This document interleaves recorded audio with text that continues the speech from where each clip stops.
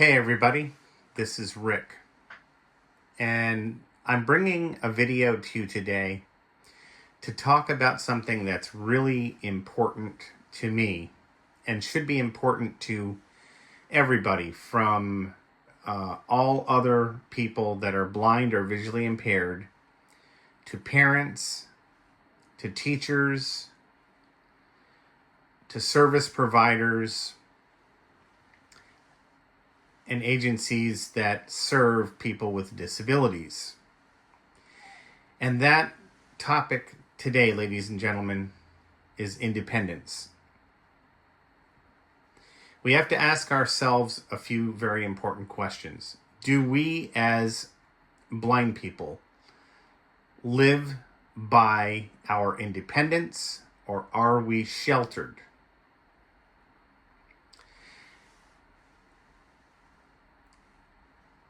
Have we grown up not caring about doing things for ourselves because it's much easier for someone to do it all for us? Or do we learn how to do things and take care of ourselves as totally blind or visually impaired people? Do we know how to budget? Do we know how to go grocery shopping?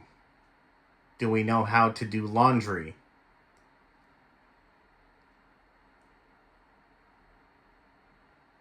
Do we know how to pay our bills?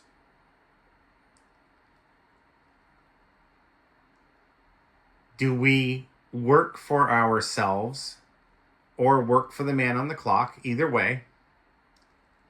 Or do we just depend solely on a government check?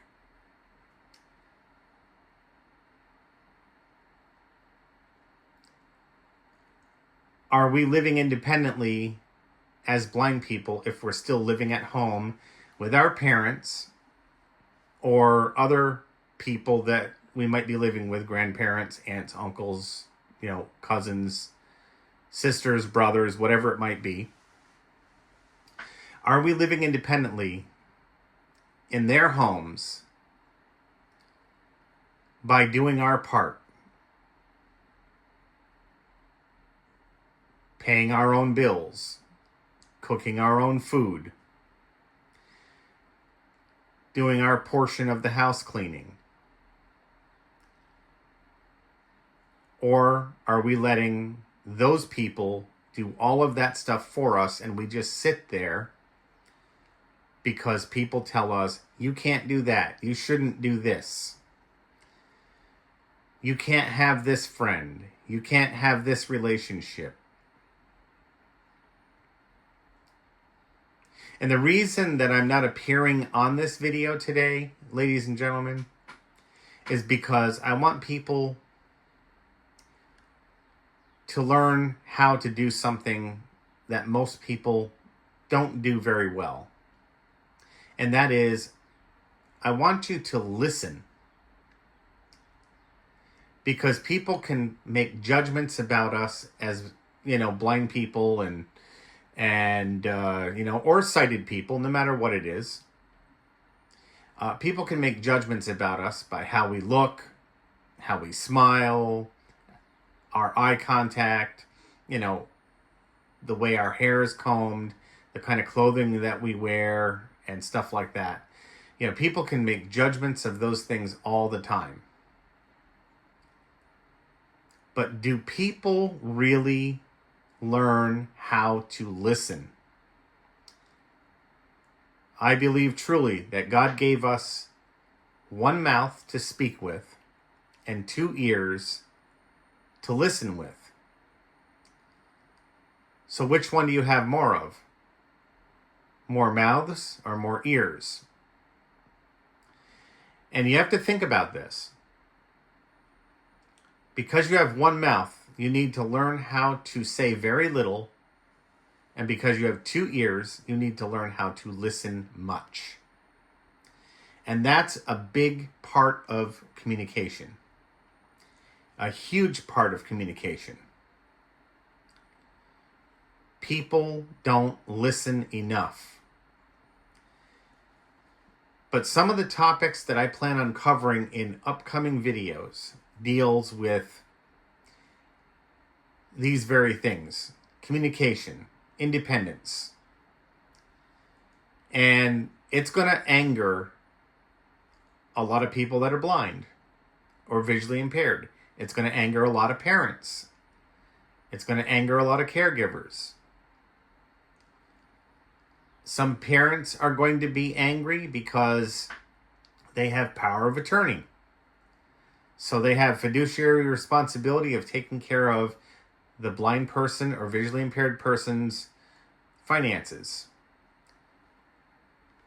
But those parents, even though there's a power of attorney there, and they collect all the money and they handle everything and they're the payee representative, whatever it may be, those parents or caregivers have a very specific right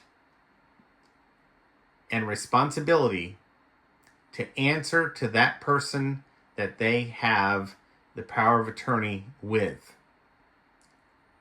And that is that the person that they are caring for, paying the bills for, and have medical rights as well to make decisions for that person medically. They have a right and responsibility to that person to answer to that person for that person's finances. Telling that person how much they have in their accounts. Telling that person how much money has been paid out for all of their bills and when. And if money is taken out for any reason other than paying the bills, cash is withdrawn from the account, an explanation is to be given to that person for executing that activity. But a lot of people don't. And so that's where the abuse of power of attorney becomes an issue. And, the person that they're caring for doesn't have their passwords, doesn't have the information to be able to at least access the information themselves if they need to or want to. They, they just let the parent control everything. And the blind person or visually impaired person, because they have become part of what they call limiting beliefs. Limiting beliefs. What are they? People tell you, you can't do this, you can't do that. You shouldn't do this, you shouldn't do that. Oh, you're blind, you can't do that. Well, after a while of hearing that stuff, over years and years, you start to believe what they're telling you. Whether it be someone that works for an agency, whether it be your parent or your caregiver, your guardian, a high school educator, a college educator, whatever it might be, you start to get these beliefs that blind people are not capable of anything. Society looks at us rather strange. They treat us like we're a disease very often. But because they're ignorant themselves, they haven't had the training to understand that we are just as capable as others. So what happens is that the blind person eventually, or visually impaired person eventually just gives up. Because it's easier for someone to do everything for them, and they've been told so many times that they cannot do. They're not good enough. They'll never be able to do anything as good as someone that can see. And so what happens is, once you get those beliefs stuck in your head and in your heart, because you've been told that stuff so often, you start to give yourself your own limited beliefs. And it's very, very sad, because you limit yourself. You believe you can't. You've been told you can't. So you always go back to those things in your mind instead of putting on the right mindset, which says, no, I am capable. I'm going to learn, and I'm going to learn how to do it and be successful at it. No matter if I fall on my face 20 times, I'm going to get back on my feet the 21st time, and I'm going to succeed. And I'm going to show the rest of the world that I can do this for myself. So that means learning how to budget. That means learning how to get around and having proper mobility skills. That means getting the necessary training so you can be independent, and having somebody that stands behind you and believes in you enough to push you toward independence rather than saying, no, you can't.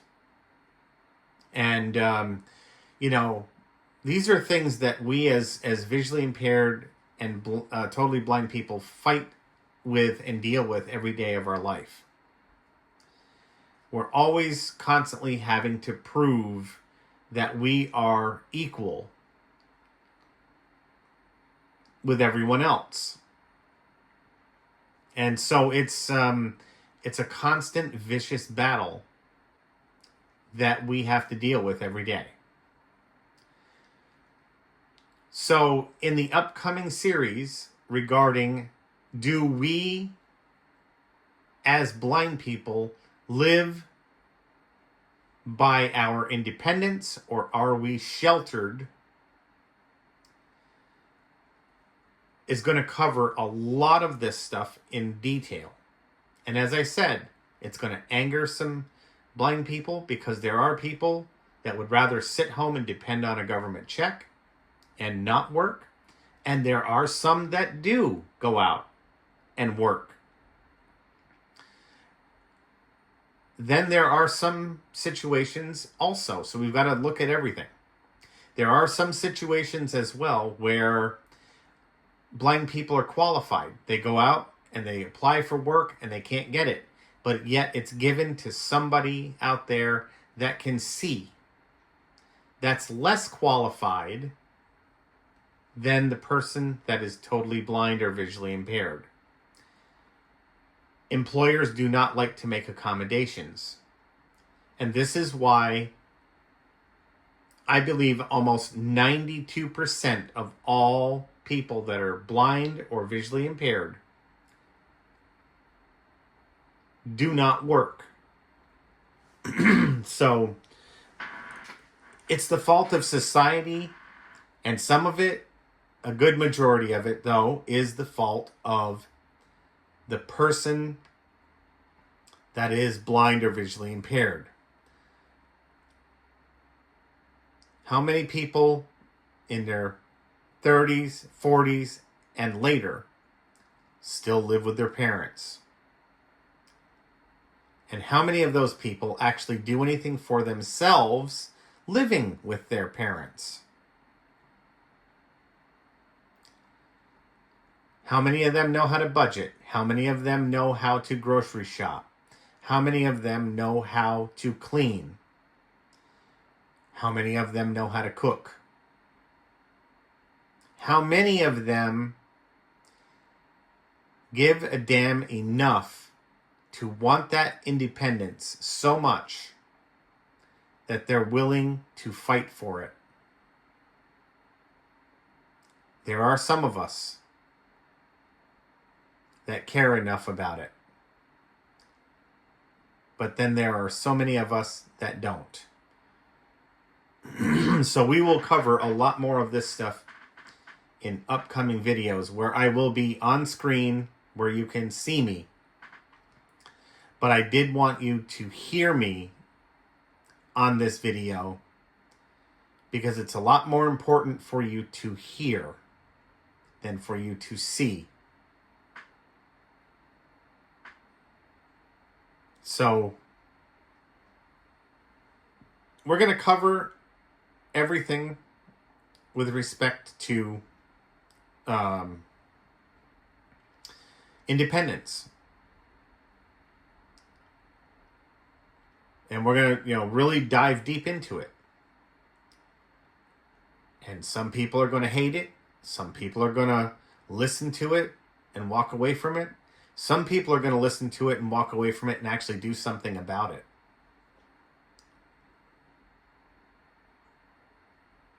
And then there will be some here that will just click off the video because they can't see who I am. But at the beginning of this video, just prior to,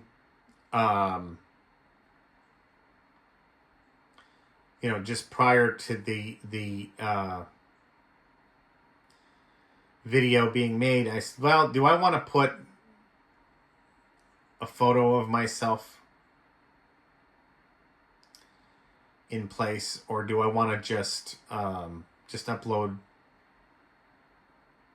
an audio only video?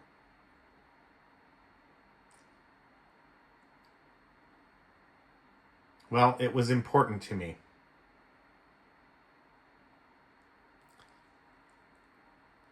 And we have a lot to cover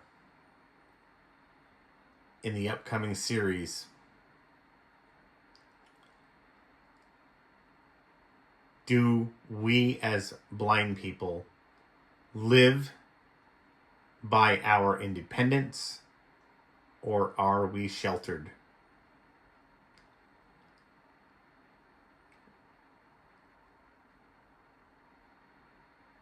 Stay tuned in, because there's a lot to cover here. Thanks for taking the time not to see my video, but thank you for the time for listening to my video.